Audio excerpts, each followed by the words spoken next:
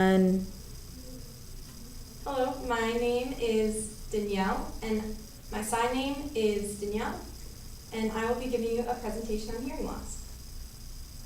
So there are different types of hearing loss. According to the American Speech Language Hearing Association, there are 6 types of hearing. To start out, there is normal hearing, which has a threshold of 0 decibels to 25 decibels, and this goes all the way to profound deafness, which is anything greater than 90 decibels. So hard of hearing is within the mild to moderate category, while deaf is in the severe and profound categories. And right now we will actually be doing a simulation of hearing loss.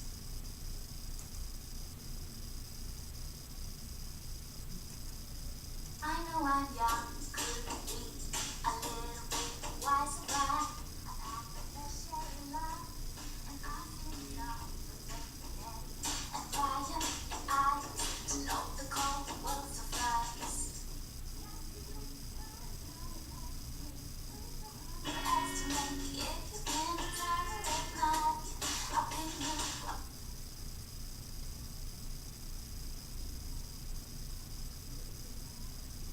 For once in your life.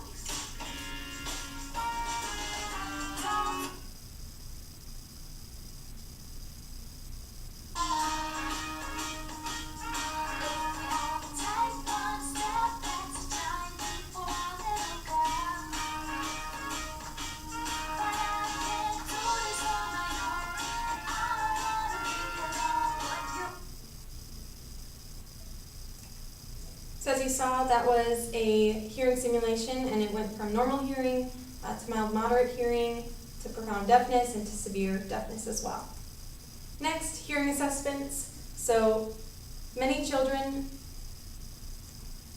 receive hearing tests when they are born, although it's typical for an infant to come back having not passed a test because of fluid in the ear, so they're often brought back a week later in order to try again. According to the CDC, there are different types of hearing tests. There's the auditory brainstem response, which checks the brain's response to sound. So you can be deaf, but your ears can be completely fine, and this is kind of what this test is for. So it's called cortical deafness, and your ears are completely fine. There's just a disconnect between your ears and the auditory nerve, which is sometimes common in kids, and then it also is a separation between your corpus callosum, which separates your left and right hemisphere. And there's also the autoacoustic emissions testing, which checks the inner ear response to sound. And then there is the behavioral audiometry evaluation, which tests how a person responds to sound overall. Cultural definitions. Deaf with a lowercase d is the medical definition of hearing loss. Deaf with a capital D is the term for people with hearing loss, either deaf or hard of hearing, that identify themselves as a part of deaf culture. Also, never use the term hearing impaired, as it is not polite since it reflects an illness, and it is considered very rude. This is also an accurate picture of a deaf introduction. So if you guys want to read it over. Common misconceptions. According to the National Association of the Deaf, which is an agency that supports deaf and hard of hearing individuals, hearing loss and deafness prevents people from driving. That is wrong. People with hearing loss can, in fact, drive. Many deaf and hard of hearing individuals do not attend college or university. That is also wrong. In Syracuse, New York, there is NTID, which is a 2-year college, while there's also a university called Gallaudet University located in Washington, D.C., and this is the only deaf university in the entire world. Sign language is universal. That is also wrong. There is an international sign that is used at the Deaf Olympics, and then there are multiple other signs. While American Sign Language was derived from French Sign Language by Thomas Clerc, and then Thomas Gallaudet brought it over to America and taught deaf students, and ultimately created Gallaudet University in Washington, D.C. All deaf people can lip read. This is also incorrect. Not all deaf people can lip read, as it is a very difficult thing to do. Gallaudet University. According to their website, it was founded and established in 1864 by Thomas Gallaudet. It's the only world's university designed to be barrier-free for deaf and hard of hearing individuals. 50% of faculty are deaf or hard of hearing, while there are 2% of people that are hearing that attend Gallaudet University. But in order to be a hearing student, you need to go into a profession that works with deaf or hard of hearing individuals. There are different types of assistive technology that they can also use.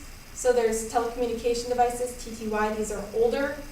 It is basically a typewriter, and people could type and then receive messages over telephone lines.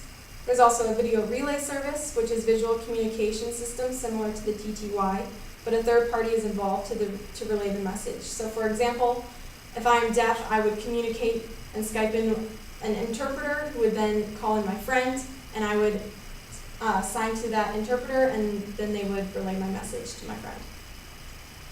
Environmental modifications, there are doorbells that signal with lights, there are alarm clocks that use vibrations, and then fire alarms with flashing lights. There's also a cochlear implant, which we'll talk about later, but it's an electronic medical device that replaces the function of damaged inner ear. Hearing aids, they make sounds louder in order to hear better. This is the TTY, so as you can see it is somewhat older. Treatment, the cochlear implant is a surgically implanted device, and it uses electrical impulses to stimulate the auditory nerve. So as you can see, there's a speech processor around the ear, and then this connects up to the chip, then it connects to the implant, which then goes directly to the auditory nerve. So it completely bypasses the inner ear, so then they can hear. Hearing aids are also a listening device used to treat and manage hearing disorders, and since the technology has updated, the cochlear implant and hearing aids can now have Bluetooth, so when you answer your phone, it can go directly to your hearing or cochlear implant. Medical and biological implications, so according to the APA, the American Psychological Association, there are approximately 20% or 40 million American adults that report some degree of hearing loss. There will also be 1 to 3 per 1,000 newborns with congenital hearing loss. Deaf people often have language barriers, which makes them at a higher risk for poor health knowledge and inequitable access to the medical and behavior care in our health system.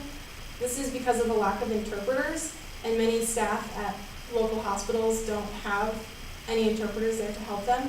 So at the Mayo Clinic, they actually now have interpreters, and a lot of places have gotten into lawsuits, so they require 24-hour interpreters on the clock. So that's pretty cool. There are also other medical factors that are often associated with hearing loss, such as dyslexia, and then hearing loss can be genetic as it is a recessive gene. Psychosocial and cultural complications, so some of this was mentioned prior in deaf culture, but psychosocial implications, so they often face significant isolation and social alienation because of their ability to communicate, often find it difficult to understand orally, and it's difficult to read lips, so they are often barricaded from hearing culture. Although through hearing loss, many people miss out on hearing culture, they acquire deaf culture, which is a completely different and beautiful culture in itself, so I highly recommend looking at more in deaf culture. In the rehabilitation setting, so according to the teachers and rehab professionals at the North Dakota School for the Deaf, which is where I'm interning this semester for my rehabilitation internship, many students will begin at the same level as hearing students, yet as time progresses, it becomes more difficult for them to grasp concepts. Even with a cochlear implant or hearing aids, deaf or hard of hearing individuals can only fully memorize 2 to 3 of those words. This means that their auditory memorization lags. There are also different needs of deaf individuals, which can be wide-ranging, so be prepared for anything. Be aware of the value of communication and the impact on people's lives, so you'll need to be aware of where they're at for comprehension, language comprehension. There are also deafness rehabilitation professions, and these require master degrees, skills in ASL, and certifications. So these are some questions that you guys can think about and talk about. As rehabilitation professionals, what strategies can we use to work with people with hearing loss? Since there's a high demand for sign language interpreters, if an interpreter is not always available, how can we still help? And then, are deaf children often born into hearing families or deaf families? And if there's any other questions, feel free to email me, or you can ask me in class.